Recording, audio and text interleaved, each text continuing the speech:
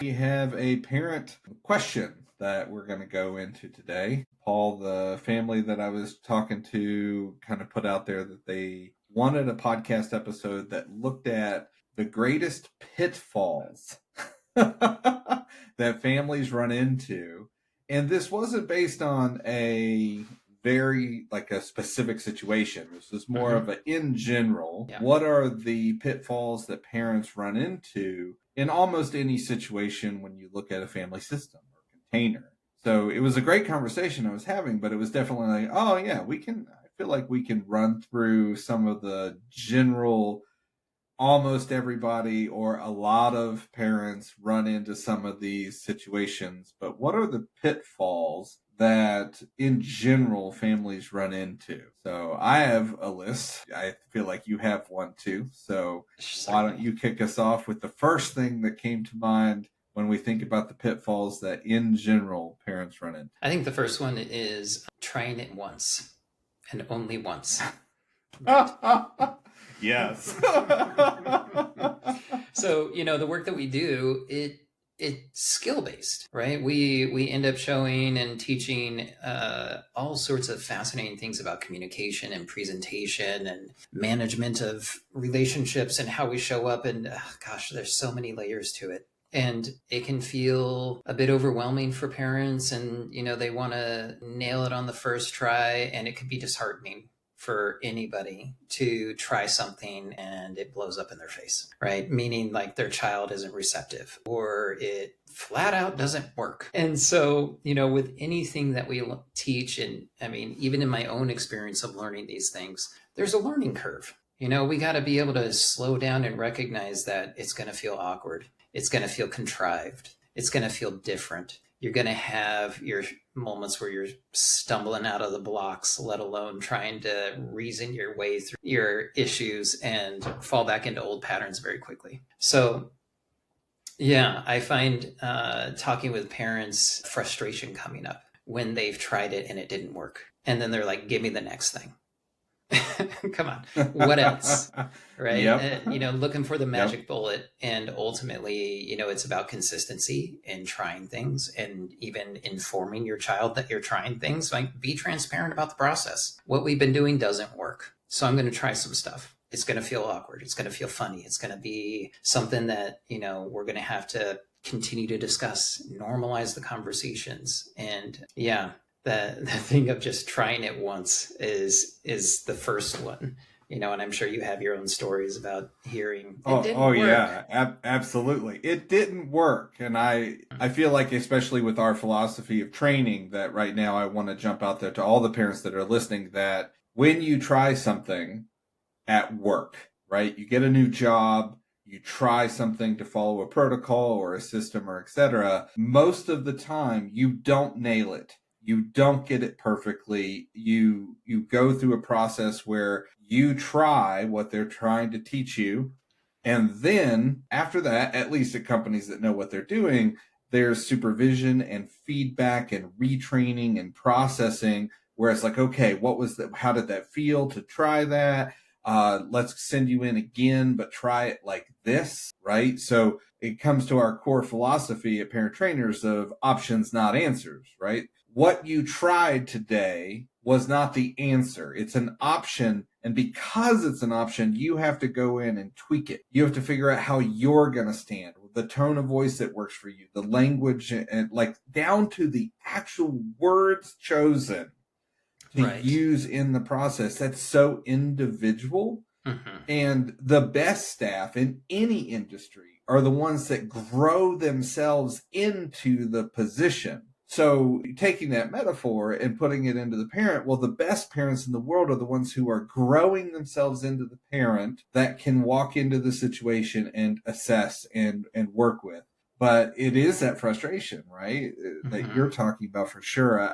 I'm laughing just because like this is like the number one pitfall is probably I tried, they didn't change, they didn't listen to me. They just walked away. They. There's so much blame in this story that gets projected and put on, my teenager or my young adult or my kid in general, just they're awful. They're not changing. They're not listening, etc. Whereas it's really the practice of do it 100 times. Now tell me it's not working. Yeah. There's adjustment that can be done to new options and different modalities and processes all the time. But to try something once and then give up because it didn't work, you're absolutely right. That is probably the number one pitfall I could think of as well, and it is on my list. Yeah, I mean, there's this recognition that teenagers, especially if that's who we're talking about, is like parenting teenagers or young adults or even adolescents, they have brains. They see you doing something differently. They're going to kind of give you a little bit of the side eye, kind of question, what is this new thing? How do I need to re-strategize my interaction with you? Because we're all just trying to figure out how to feel safe. Yes. Right? Like that is half the thing with any single behavior. Your kids want to feel safe. They want to feel like they have choice, and ultimately you want to feel safe. You want to feel like you have choice. And so, when we come forward with something new and something a little awkward and something a little like feels stilted, and they feel that and they're receiving that from you, of course they're going to go, and I don't like it because it's different. And I feel like you're trying to manipulate me, where really everything that we talk about is just about building relationship and how to maintain relationship and cultivate trust and ultimately help them find their way, right? And gosh, we can unpack that last statement. Right. Well, yes, there's the core of that, but then there's also the long-term game, right? Where it's not just building relationship, it's also the strategy you're implementing needs time to take effect. And by implementing this process and this intervention, what we're looking for is change, but not today. We're looking for a little bit today, a little bit tomorrow, and then a little bit and a little bit and a little bit until we reach that place where it's like, you did this so much that you became competent in the language or skill or technique or whatever you're using. So yeah, and authentic to you, like what you were saying, Rob, like in your own language, in your own style, in your own family culture. Right. That's one of the biggest things. We're not trying to tell you who you should be. We're trying to help you support the family values that you want to cultivate and how you want to show up in relationship. And actually, that's a really good point to this pitfall, right? The try it once. Very often, I've actually found in my family systems work with parents is that I'll find out that they tried something, sometimes more than once, but just in general, they're getting started. And then what happens wasn't from the kid. The family system of grandparents or their best friend or others step in and I tried that. It didn't work. You start to see this negative response coming in general, where it's feedback from others who have failed at something similar, or they don't actually understand what you're doing. It's different than what they would do. So be careful as well, because I'm going to actually throw out that a pitfall under this pitfall is all the white noise, all the, input and feedback that's coming back from the people who don't actually know, aren't directly involved, and they're trying to participate, but very often, human nature, right? We go to the negative. I don't think that's going to work. I wouldn't even waste my time on that. That kind of feedback loop, I think, is a part of this as well. Yeah, certainly. Well, I'll jump into one. One of the biggest pitfalls for me as I looked at this question from the family is failure to follow through on consequences. Sure.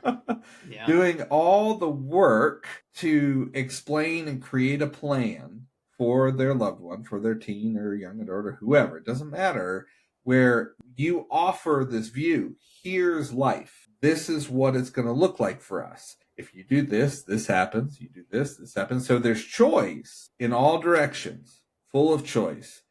And you have just given them a blueprint for what their world, what the container looks like. And for me, a pitfall that I run into all the time is, oh, well, he did that. And I go, okay, so you did this. That's on your plan. And they go, no, it didn't feel right then in that moment. Or, no, I didn't think about it. Or, some excuse comes in where the plan isn't going to work. They're already setting themselves up for failure. So the pitfall there is we just created this whole new, here's what we're going to be vision that leads us to the outcomes we want. And then the parent sabotages it by not following through with what that actually is. And especially for our teenagers that we're working with families for, that structure is what the teens testing. Oh, this is what the world looks like? Let me press this button. Did you mean it? Are you actually going to do this thing that's supposed to happen? And as soon as that thing doesn't happen, all of it's not real. None of it's real. They don't trust it.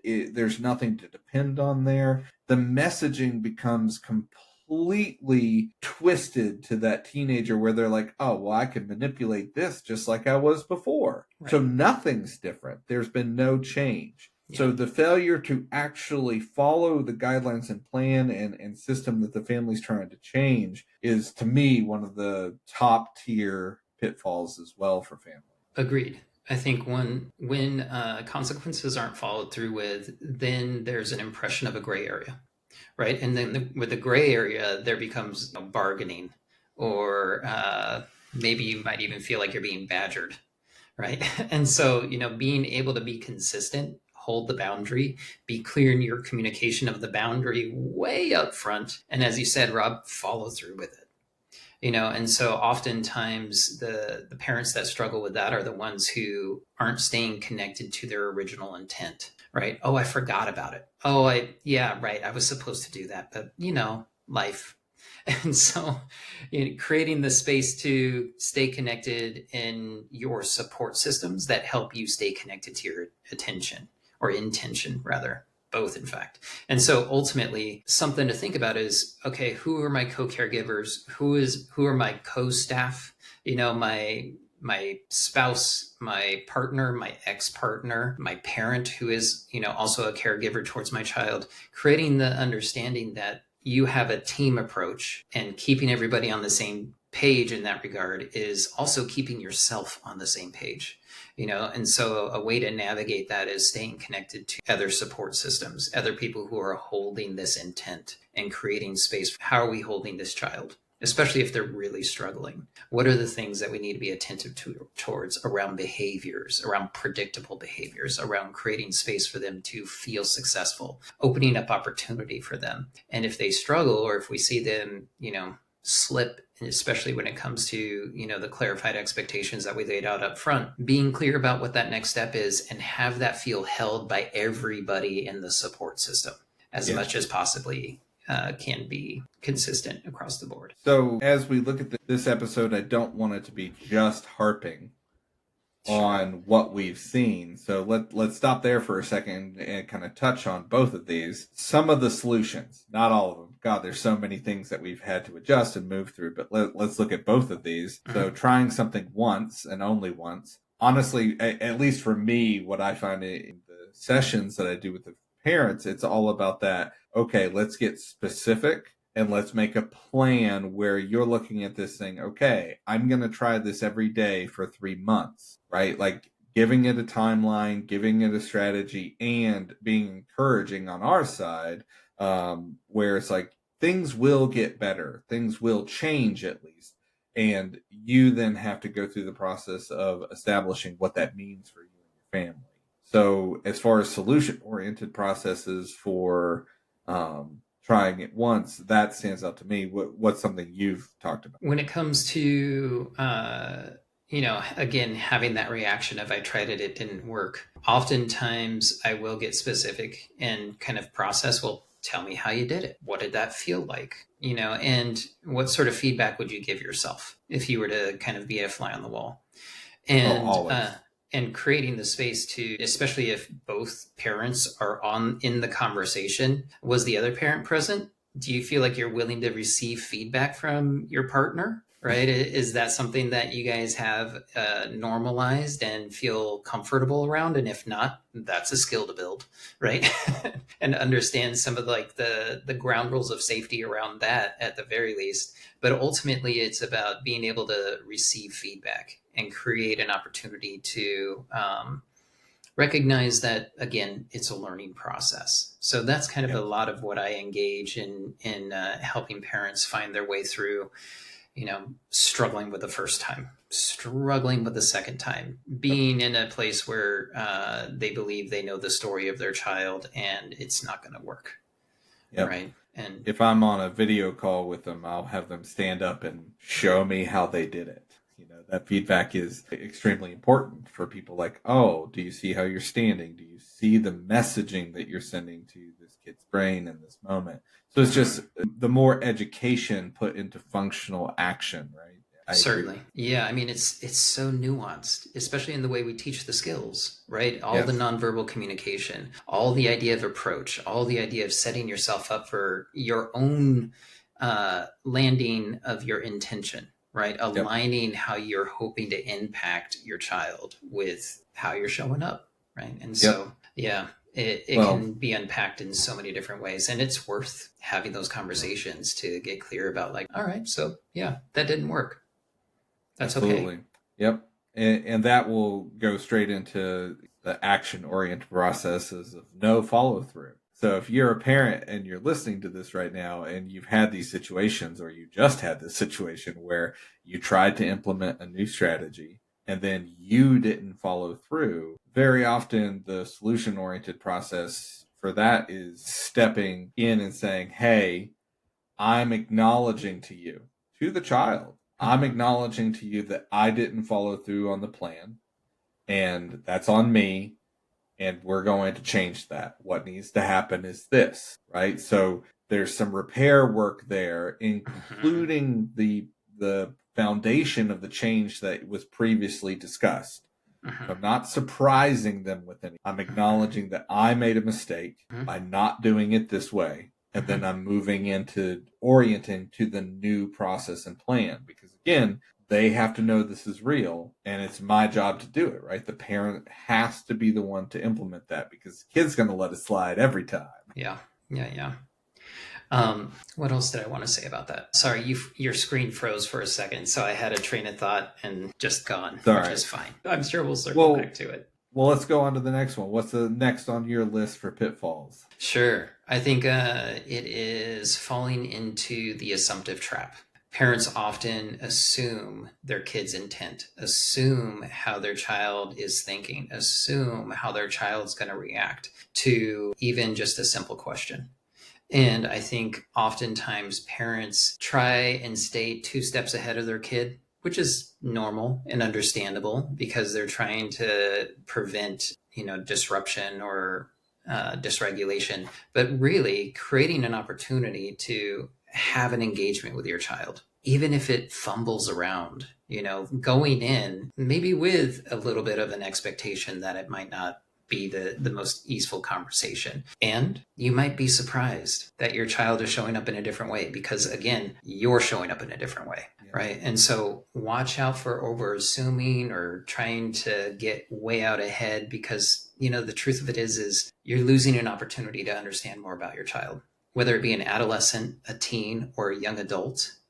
It is such a fascinating time frame where their personality is developing, where their brain is coming online in a much deeper fashion in so many different ways that they're perceiving the world, perceiving relationship, even within their own personal experience and self-identity. The more you can be curious with them, the more you can engage them, the more you're going to understand them, right? Rather than sitting in like a false narrative, because that's what assumptions are more often than not, unfortunately. Is there a false narrative? And if we operate from those places, we're doing a disservice to the relationship. And ultimately, we often hear, no, that's not real for me. Or no, you don't know me. Or why do you keep telling me what to do?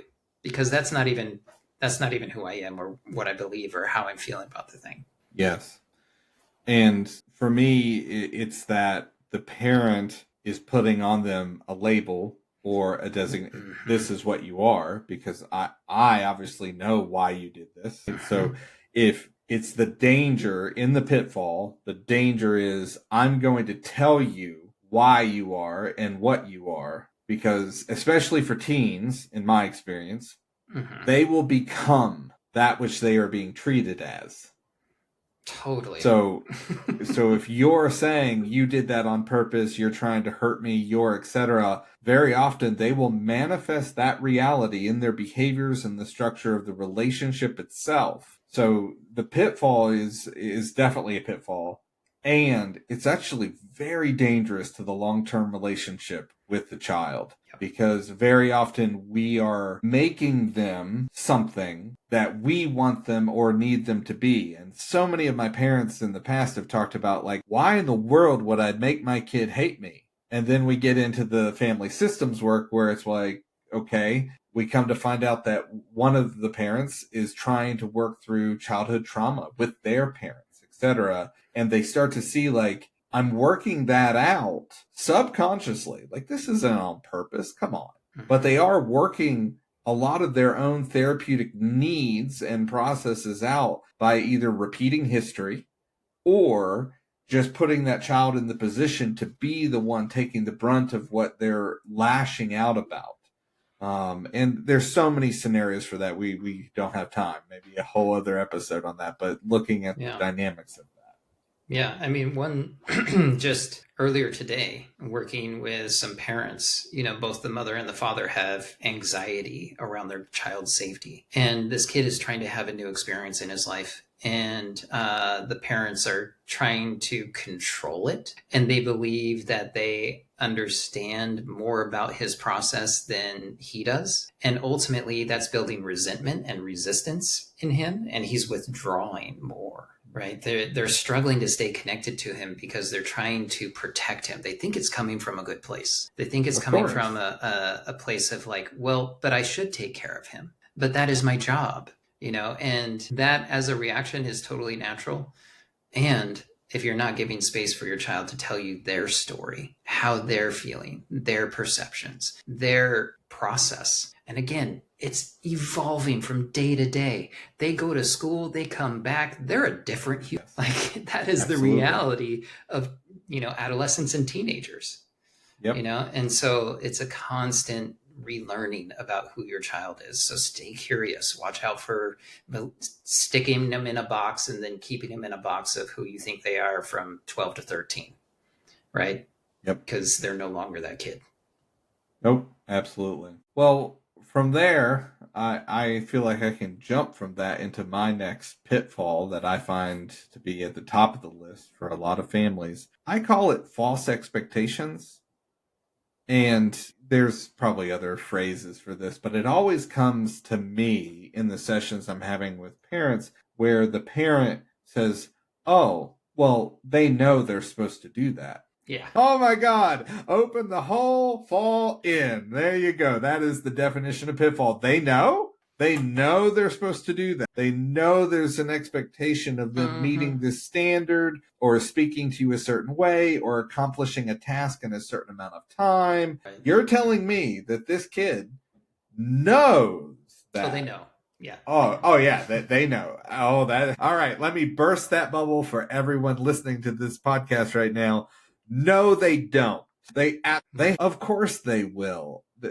They know that I expect that. And there's actually never been any conversation about this. None. Because it's never come up in the course of the process of being a family that there's something wrong with that or that it has to be done in this amount of time or whatever it might be. But the pitfall is definitely this, like, you expect your child to act or perform in a certain way. That's the pitfall. Unless you've actually taken the time to create a structure in your family system for conversations that dictate this, this, and this, right? Whatever is a hard rule, a hard process for your family to function, those are learned lessons that very often in the beginning, parents say, well, you should just know that.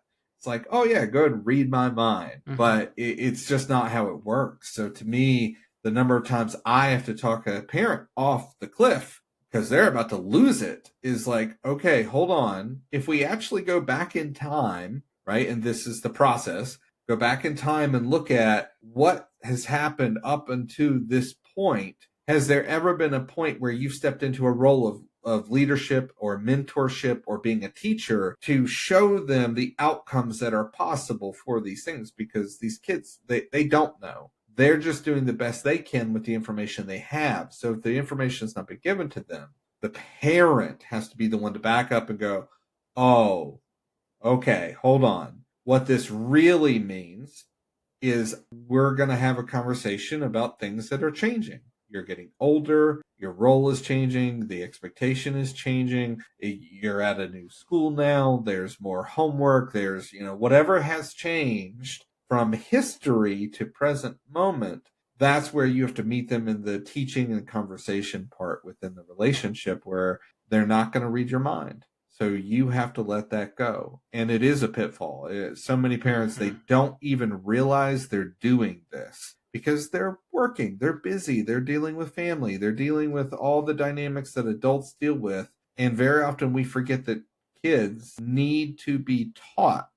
And as they get older, especially the teens and young adult ages, guess who the teacher is? Whether you like it or not, it's you. You're the parent. They're looking to you first, and then they go out from that. If they don't get the need met from you, they go out and try to find the resources to figure out how to live their lives somewhere else. Mm-hmm. Yeah. Common sense is not so common. Especially in teenagers, yes. I don't mean to... No offense. So we're talking about brain, neurologically. Neurologically, and also where we're at social, cultural, state of Western culture in particular.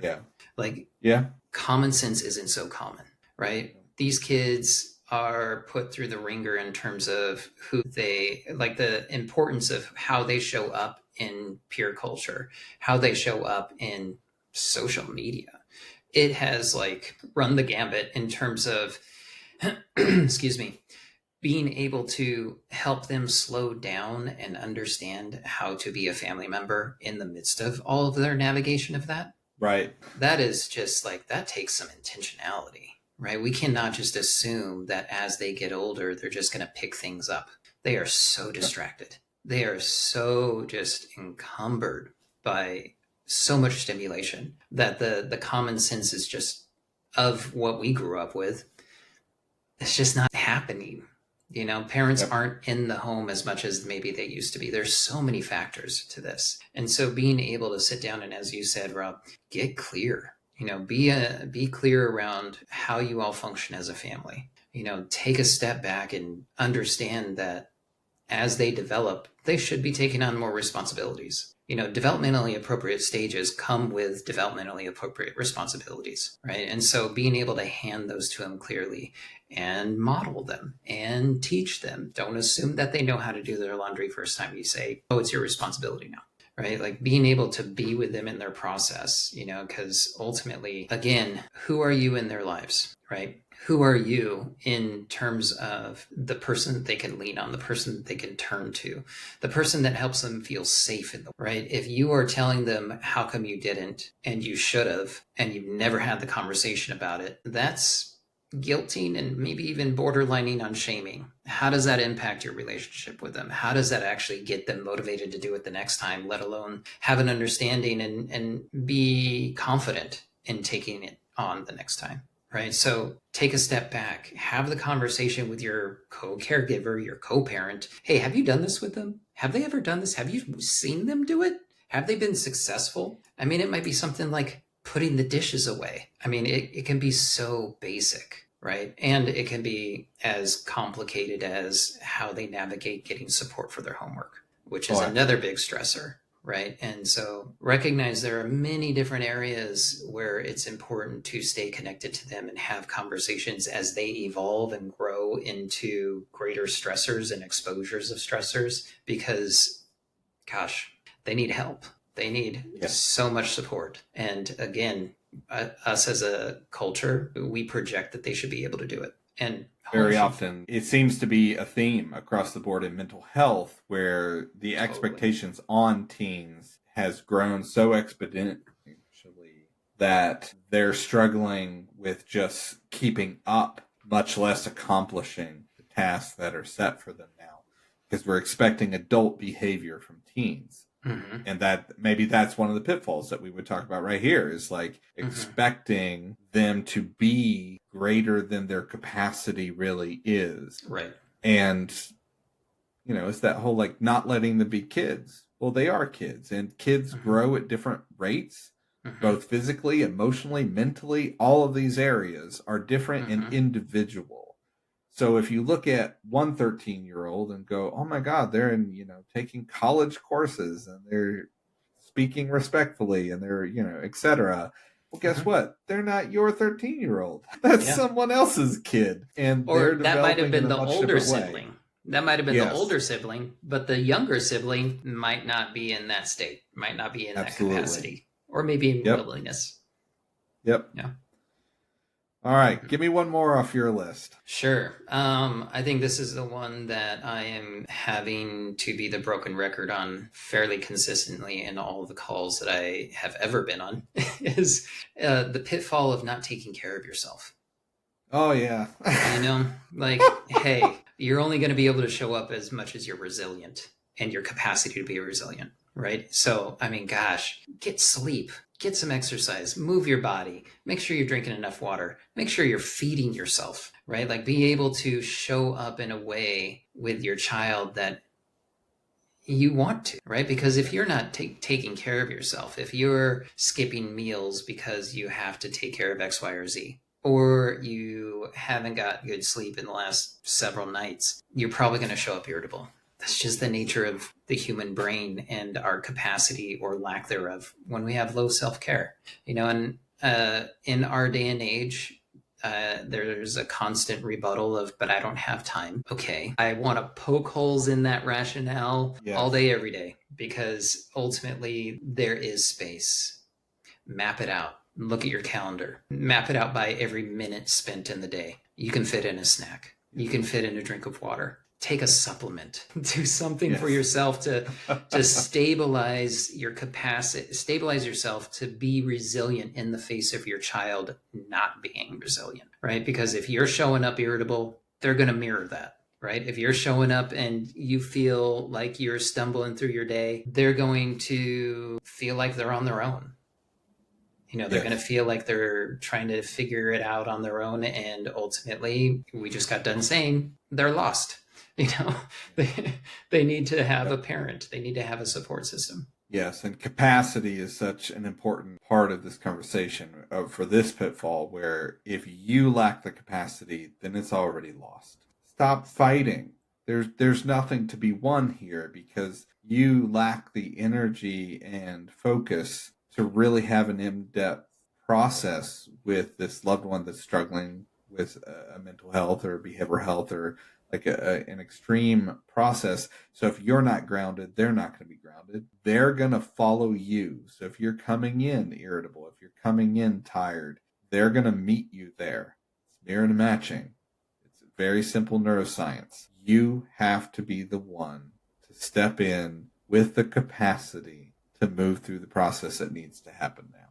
And that takes willingness on the parents' part to slow down and check in with themselves and say, how am I doing? Before I go and I talk to my child about their homework. Yes. Before and I go and talk to them about picking up their crap in the living room. Before I go and talk to them about giving me their phone. Like before you go into these conversations, especially if you know that they're going to test you, they're going to maybe have a reaction because it's one of those touchy topics. Being able to slow yourself down and just shake yourself out, move the tension, get a drink of water, do some jumping jacks just to loosen your nervous system, create some space for you to be able to show up with a tone that doesn't immediately put them into a defensive posture.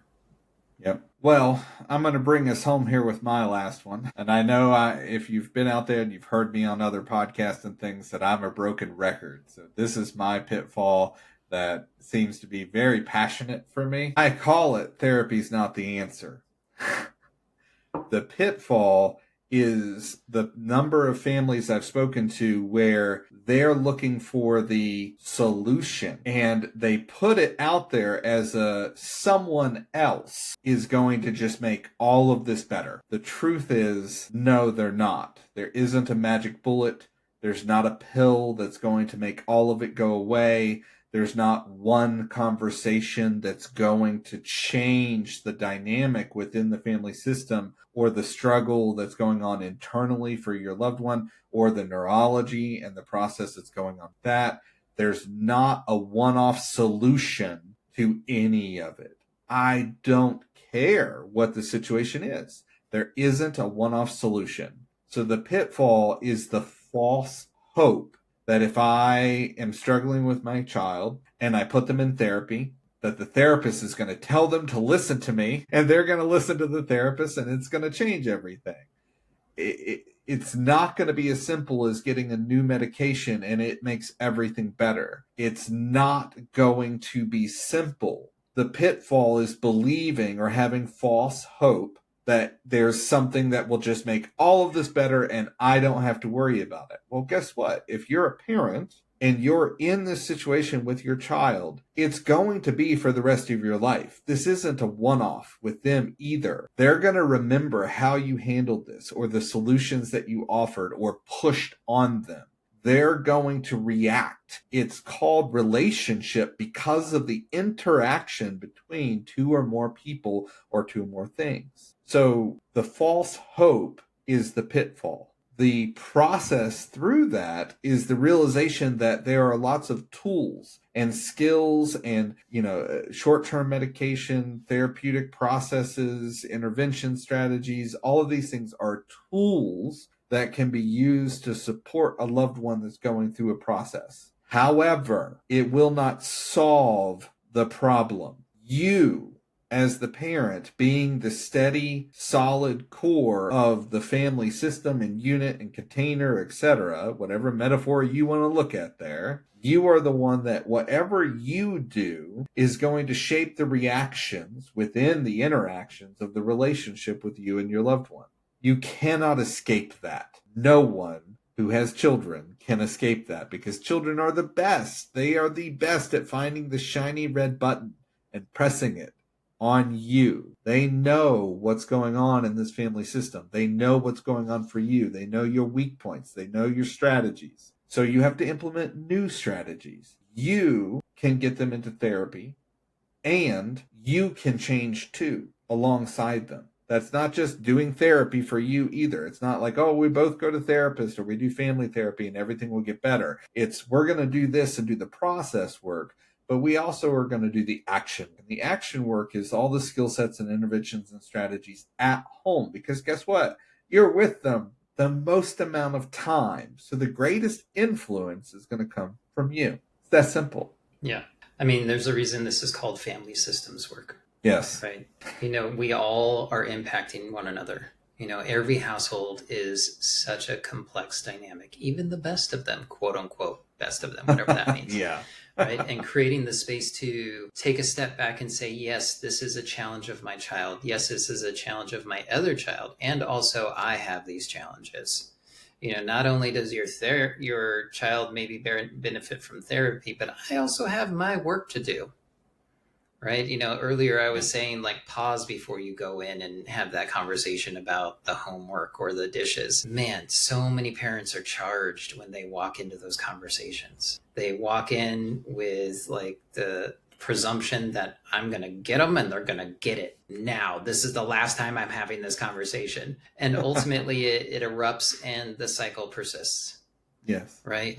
There's a change that everybody needs to go through. Right, that yes. Everybody is actually hopefully invested in on some level. And again, just as Rob said, it starts with you.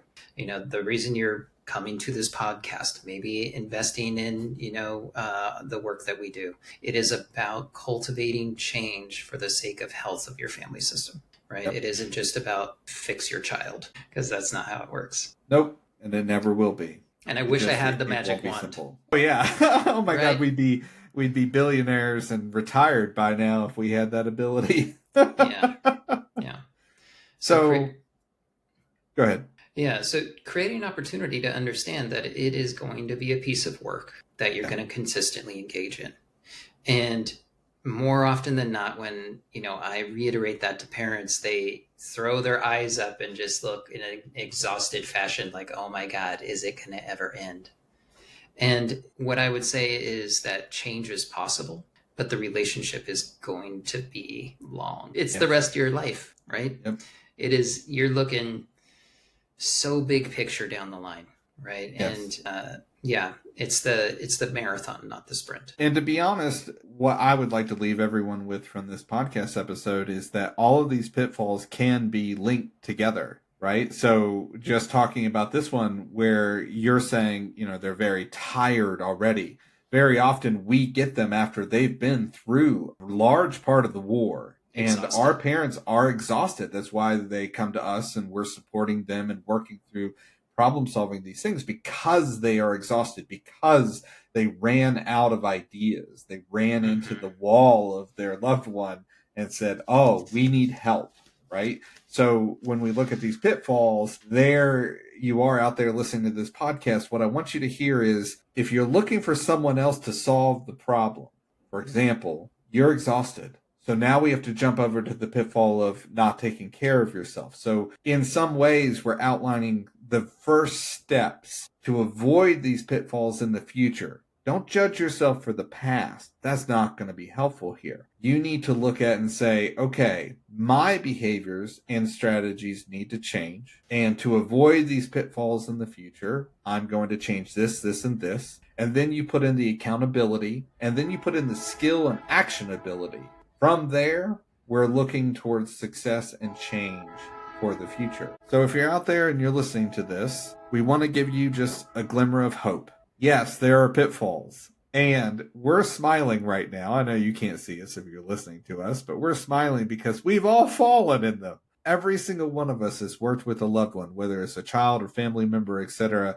We have fallen into these traps. We're just bringing to you for your awareness, because if you're an aware parent, you can start to assess the situation, act differently, and create strategies that can change this where it's not so impactful on you in the future. And your family can start moving towards change that can be lasting and impactful for you and your loved one. So, yeah, we're here, and we're hopeful that these conversations are helping you to self-assess and figure out what it is that you're going to need to avoid these.